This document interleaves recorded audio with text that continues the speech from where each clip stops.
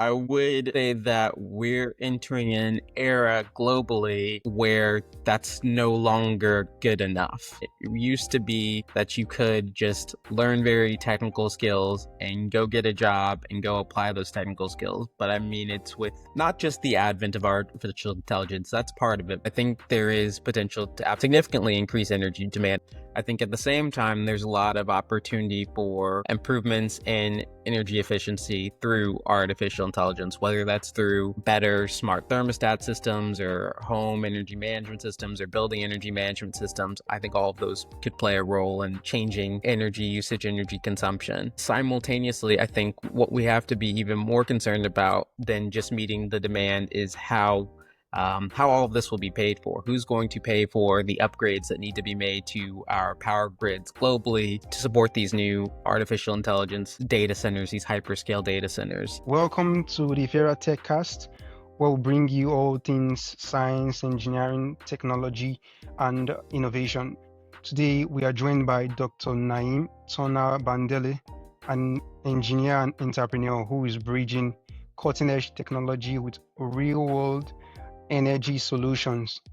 As founder and CEO of Latimer Enterprises, he combines his Carnegie Mellon PhD in electrical engineering with an NYU MBA to tackle one of the society's toughest challenges, making energy accessible and equitable for all.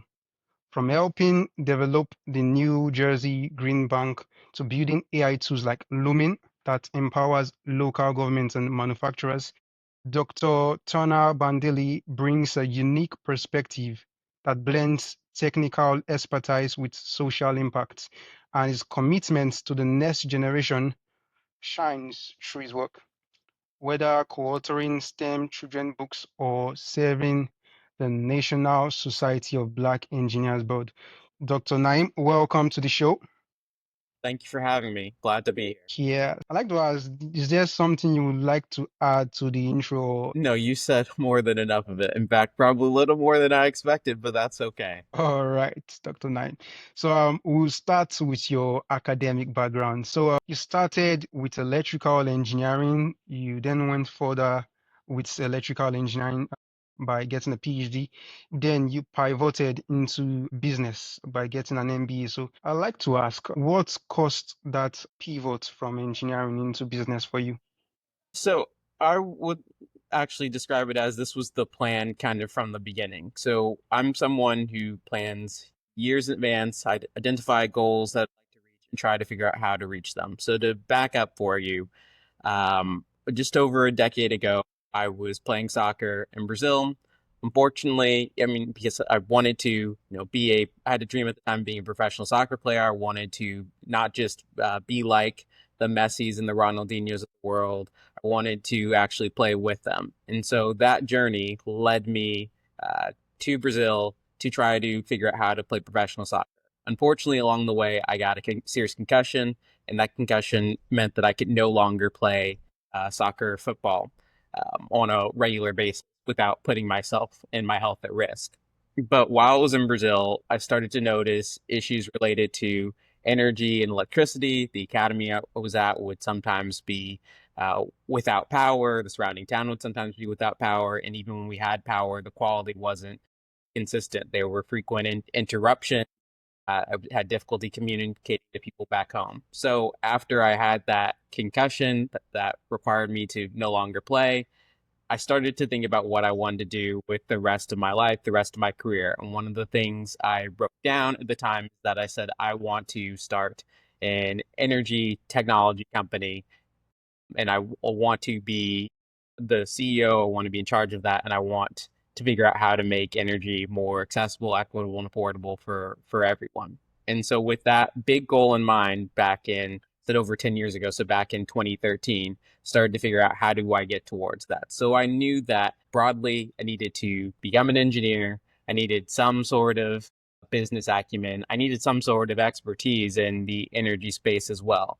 Now, I'm not going to say I knew exactly, I'm going to go get a PhD and an MBA. Those details were filled along the way, but that's really the motivation. So it was never never really pivoted in my mind. It's me reaching the goal I set over 10 years ago. That's a really nice story. So, tell us a bit about how that connected to your path into the energy sector. Yeah, sure. So if think you're talking specifically about my education or Yeah, yeah. I mean, like from the education story you just shared, how did it then lead to you? Like, what was the process that you then took before you entered into the energy sector? yeah, so I would say that the process that I took, it started with identifying a place to go to get my bachelor's degree. So that started at Santa Clara University and getting that training and finding mentors and people who understood the space much better than I did and could guide me through the guide me and help me avoid the pitfalls. So I joined organizations like the IEEE and the National Society of Black Engineers, and all of those groups helped influence and shape kind of helping me get more involved in the sector and understand the space. I was actually really fortunate being a member of the National Society of Black Engineers and being in the part of the country that I was in California. We had pretty regular interaction as National Society of Black Engineers members with Pacific Gas and Electric, which is one of the leading utilities in the United States and it's based out of California. So that also really shaped and influenced my entrance into the energy space. I would say that what then helped me figure out, go from, okay, I have this interest in this big goal to I'm going to fully commit to this goal is a summer internship experience I had during the summer of 2017 at the National Renewable Energy Lab in the United States in Golden, Colorado. And while there, got to see kind of what a real expert does, someone who's really committed to this space does, what it means to be a researcher, and that was really crucial to my entrance and my decision to a finalization of my decision to go get a PhD and continue along the path and the goal that I set. Nice. So, how has your business degree helped you so far in your work in the energy sector? Yeah, that's a great question. So, to give more context, my business is Latimer Enterprises. It is named after Lewis Howard Latimer, a black engineer who was really quite inventive and revolutionary, without whom we wouldn't have the light bulb and the modern light bulb and many other inventions. He was also an artist and a musician as well. And so the business Latimer Enterprises started back in 2024 in the midst of me getting my business degree. So, for context for your listeners, I started my MBA in 2023 and actually just finished it in May of 2025. And I would say that thus far, a year into the having this company, the business degree has been pretty instrumental. I would say that as an engineer, I knew there were a lot of things that I simply didn't know about what it took to run a business. I'm lucky also in the fact that I have a parent who's been an entrepreneur, but even having background doesn't necessarily always prepare you to actually go do the things that you need to do, like running a business, like everything from accounting to strategic planning to understanding how to manage and grow and build an organization. So all of those things come into what I do on a daily basis, just from an organizational standpoint. I'll also say that I'm someone who likes to think across sectors. I don't like to think just in terms of engineering. I like to think about how the tools or things that we build affect people on a wide basis, and so that business degree also comes into play in that way too, and that it gives me an additional frame of mind, frame of thinking from which to approach the problems that I'm trying to tackle. So, was there a specific failure or setback in your early work that became a turning point for how you approach problem solving? Sure. So, I mean, I think there are lots of failures. We could spend all day talking about my Okay. failures from undergrad through the PhD through business school to starting the business. But I'll give a few for people who are in different points of their journey. So going back to undergrad, there I had a real difficult adjustment period because I mentioned before that I'd spent living abroad trying to play soccer. So that meant there was and I was doing that essentially for about a year. So that meant there was a whole year in which I was totally removed from doing anything academic. So you can imagine that when I decided to go in undergrad to go to college, it would be difficult to readjust. And it was. It was difficult for me to get back to pace of meeting the academic rigor and being at the same standards as my classmates. So there were classes that I barely passed, quite frankly, in that I had to do extra work in order to get back onto a level playing field with everybody else. And that took me figuring out and establishing a real process for learning because I'm someone who needs and benefits from having systems in place. And so I had to create, along with support from my parents, an academic system that could enable me to succeed in college. Then moving on to my PhD, I came in thinking, I've got this all figured out, and I figured out undergrad. I know now what it means to be a researcher. I'm ready to go. But I mean, my first semester of my PhD, I really didn't have a lot to do. And that was both frustrating because I knew like I should be doing more, but also lulled me into sleep. It made me get a little too comfortable. And so that came to back to bite me when I mentioned that I was involved in a lot of organizations during the second semester of my PhD. My involvement in those organizations, right as my PhD was ramping up, resulted in me again having to catch back up academically because I was simply stretched too thin. And so I had to deal with that and deal with a deteriorating relationship at the time with my PhD advisor, which eventually we improved and turned a corner. But I mean, that was another point of failure that again, where I had to reassess and figure out how to uh, build new systems to succeed. And I would say now, as a business owner, of failures and those lessons that I've learned come into play every day because being an entrepreneur, it sounds fantastic and it's great to pursue passion and a dream, but that's really only the first step. And every day, sometimes on an hourly basis, there are things that go wrong or don't go as you expect, and you have to be able to pivot on the fly and reinvent strategies and pivot away from things that you thought, like I thought for sure this would work, and sometimes it turns out it doesn't. Yeah, yeah, yeah. I mean, engineering by itself, it's already very hard, like Yes. a very hard field to study from undergrad to PhD. It's not easy.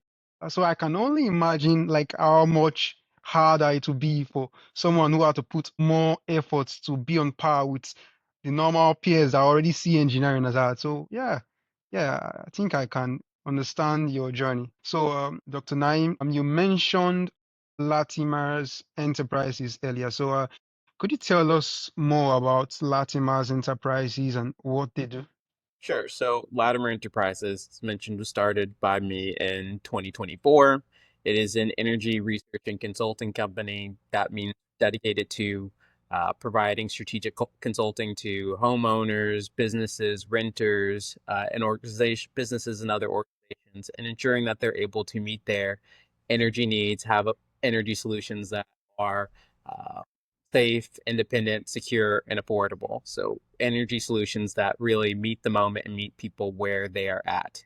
What that looks like in practice is that we offer both services and products. Our services are consulting and training and capacity building. So, educating people on all things energy. And then in terms of products, that's where we get into things that I'm working on, like Lumen, that you mentioned in the intro, which is the Latimer Unified Market Intelligence Network, and products like in Lumen powers products like something coming up called Beacon, which is a residential energy affordability tool for people initially in the United States to be able to understand their energy costs and find recommendations for savings and reducing consumption and becoming more energy efficient. Yeah.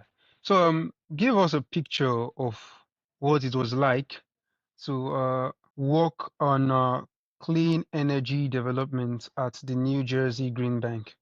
Yeah, that was a phenomenal opportunity. So it came about because I was in the middle of the early days of my MBA, and quite frankly, I needed money to pay my bills. I'm been based out of the New York City area because that's where I was getting my MBA at New York University, NYU.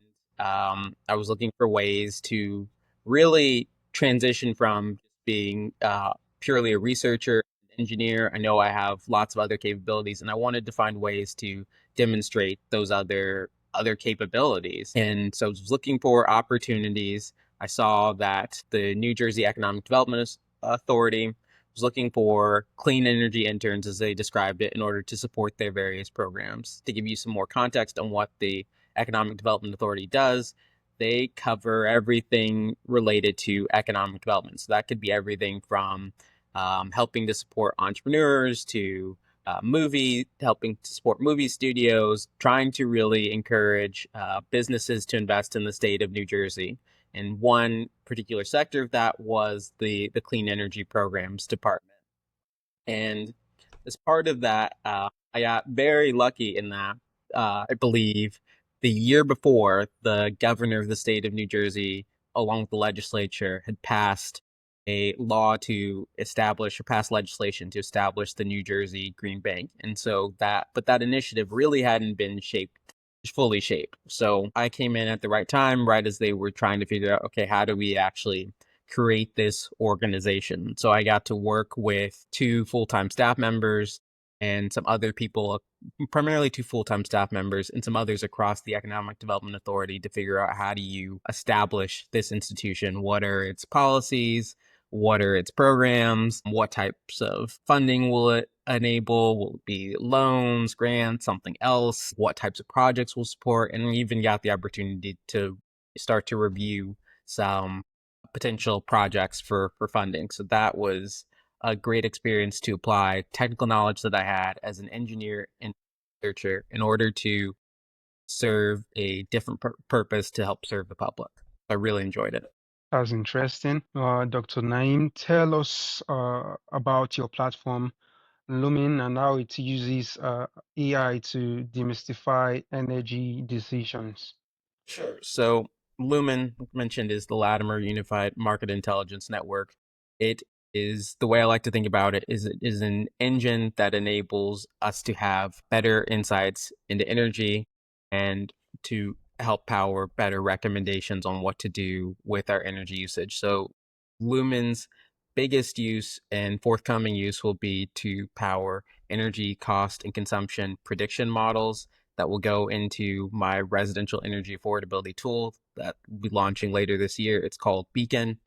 Without Lumen, which uses machine learning, wouldn't be able to predict what a homeowner or renter's costs or future consumption might be. So that's really where Lumen comes into play. You mentioned something about beacon. Not sure if I heard you correctly. Sure. Is that what you pronounced? Yeah, Yeah. tell us more about it. Yes, so Beacon is a residential energy affordability guide. It will enable users so homeowners, renters who are interested in understanding what is the energy burden. So how much does the cost of their energy have an impact on their everyday monthly household costs? So they'll be able to understand that.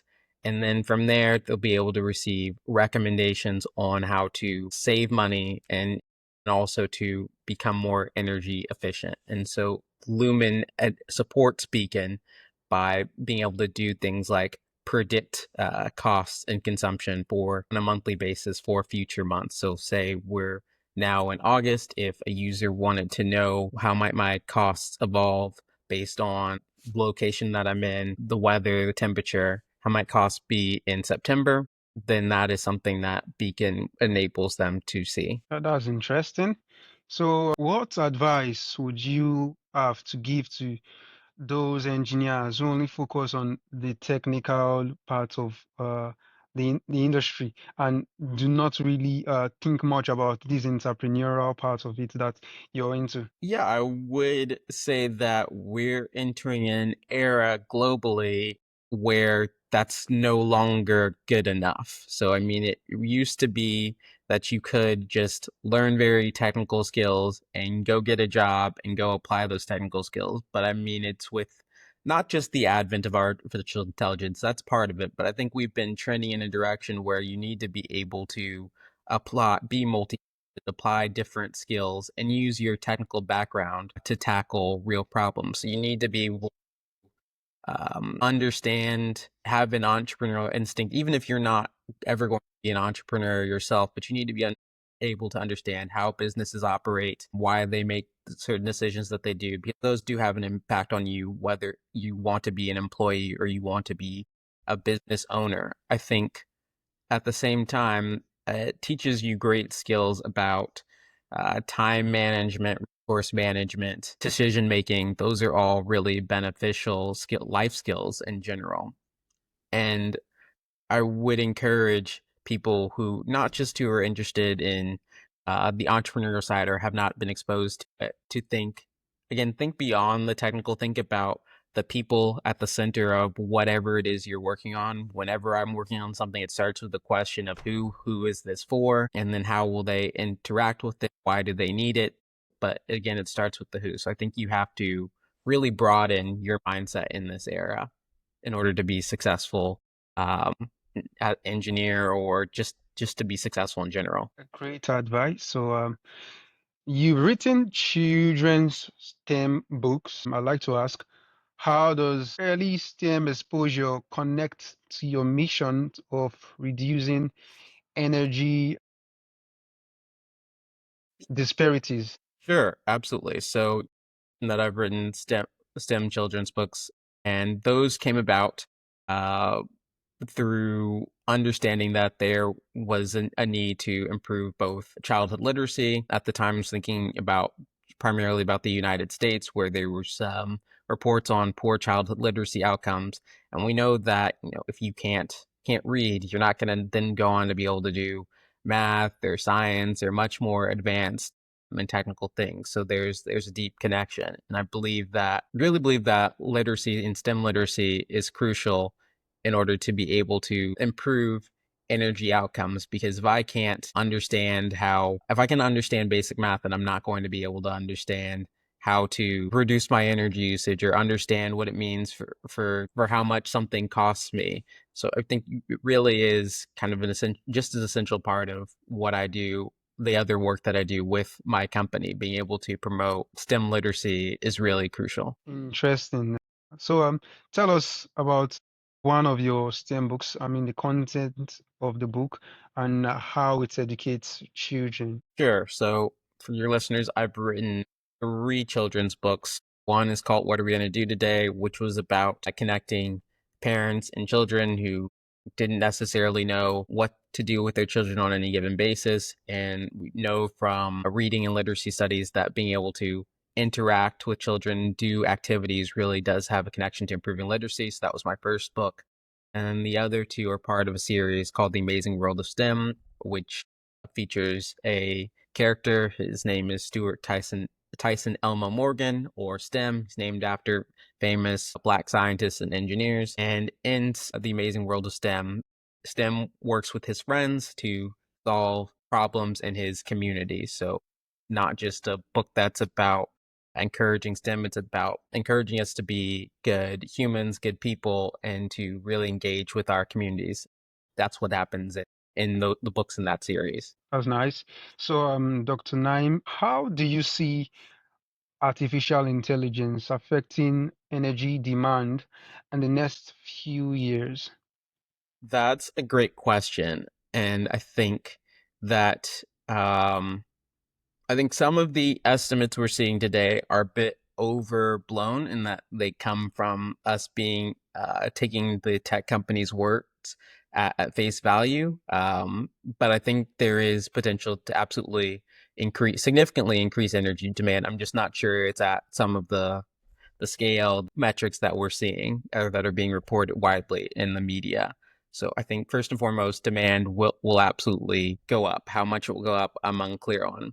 I think at the same time, there's a lot of opportunity for improvements in energy efficiency through artificial intelligence, whether that's through better smart thermostat systems or home energy management systems or building energy management systems. I think all of those could play a role in changing energy usage, energy consumption. Simultaneously, I think what we have to be even more concerned about than just meeting the demand is how how all of this will be paid for. Who's going to pay for the upgrades that need to be made to our power grids globally to develop these to support these new artificial intelligence data centers, these hyperscale data centers, and I don't think there are easy answers to those questions, and they require a whole of society approach and to be very collaborative. So, how should engineers prepare for this impact of artificial intelligence in the energy sector to come in the nearest future? Think that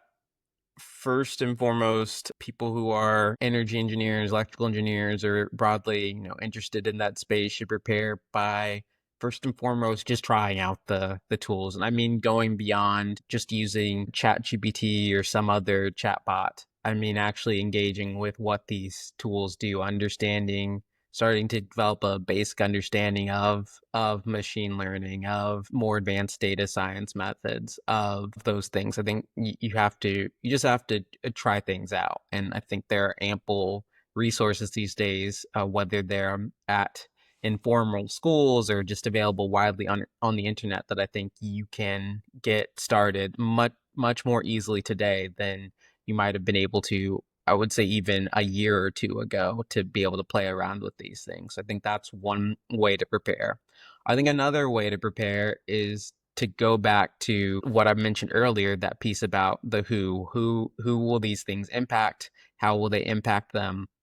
Think really deeply about those questions, because those are the people who are making the business decisions are also thinking about those questions, and that'll shape what types of jobs you're able to go into later on, and just more generally what sorts of opportunities are available. So I think if you're doing thinking more strategically, thinking more about those high level questions, you'll be more prepared for to be a better engineer in the future, because the nature of the job will certainly change, as it always has with new technology. Interesting. So, I'll ask this question because of the students that will be listening. So, what's the best advice you'd give to yourself? I mean, your younger self in grad school. In graduate school, Yeah. sure. I think the best advice I would give to myself in graduate school. So, are we talking master's, PhD? Like what? 'Cause the advice I would give would be slightly different. Okay. Let's say you give advice for masters, then you also give for Yep. All PhDs. right, that sounds good. Start off with masters. I think in a master's program, because it's shorter, typically shorter than your undergraduate degree, it's pretty easy to get lost in the variety of different opportunities. You're learning more advanced concepts, you're getting access to different types of opportunities, whether that be jobs or internships or co-ops or projects or organizations within the university. So I think the most important thing is to remember why you set out to go get that master's degree, and to keep that as your North Star, your guiding light. And you need to find ways to remind yourself of that at the very least on a weekly basis, because otherwise I think you can get lost, whether you're in the middle of a very difficult course, or you're in the middle of you're seeing your peers go off and search for other types of opportunities, and maybe there's an impulse to just follow along with the crowd. So I think definitely in a master's program, that's what I would tell people first and foremost to start with. If I were to offer one other piece of advice too, it would be to have an academic system in place, a system in place for managing your academics, for meeting with your professors, doing all of those things that are crucial for you to be able to graduate. Now, for PhDs, if I were starting my PhD over again today, I would do a much better job of communicating and integrating with my advisor from the start. What I mean by that is that in a PhD, the student relationship is the most important relationship in the PhD. Yes, you might have other colleagues, there might be other professors that you interact with, but at the end of the day, it's your advisor who determines when you finish what you publish. So you have to be able to have a good working relationship with them. And I think that some of that comes from just having regular touch points.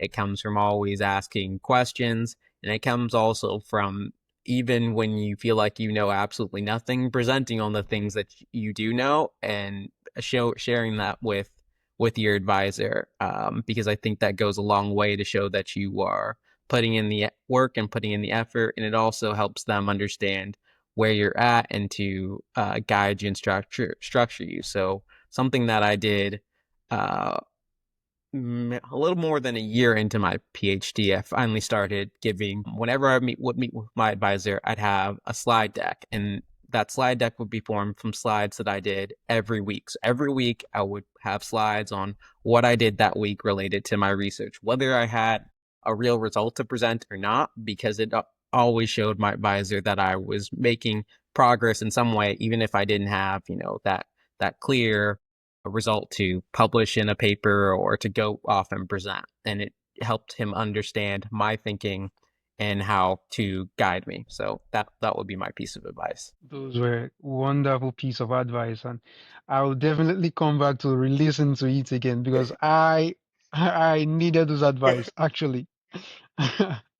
Yeah, So and you're in a graduate program now, is that right? no, I just completed my bachelor, so I have plans to further get a PhD in mechanical engineering. So yeah, that advice was definitely for me too. Yeah. Well, certainly I'd love to hear about how that journey goes for you trying to go get a PhD. Yeah, yeah. So finally, Dr. Naeem, I like to save this one for the last for the guests that show up on my podcast. So Dr. Naeem, tell us, what does innovation mean to you and as relates to your field? I think innovation in the energy space means thinking about how energy impacts people and thinking about it not from a systems level, not from thinking about your power grids or particular energy sources, but how people actually use energy, whether that be your building owner, your person who's running a bakery or a store and they also have to use energy, or thinking about the homeowner or the renter. I think that's where innovation starts in this space. It's understanding who the end user is, who the customer is, and how what their journey and interaction with energy looks like. I think that's how we've gotten to some of the most innovative solutions in the space thus far. And that's how I think, yeah, that's how I like to approach it as well. That's interesting. So to wrap it up, Dr. Naeem, how can our audience get to reach you? Sure. You can connect with me on LinkedIn, searching my name, Naeem Turner-Bandele. You can also go to my website, latimerent.com. So LATIMERENT.com. And if you're still on X, you can connect with me on X. I don't check it often, but when I do, certainly engage with people. So those are the ways you can reach me. All right, Dr. Naeem, it was nice having you on the show. Great speaking with you as well.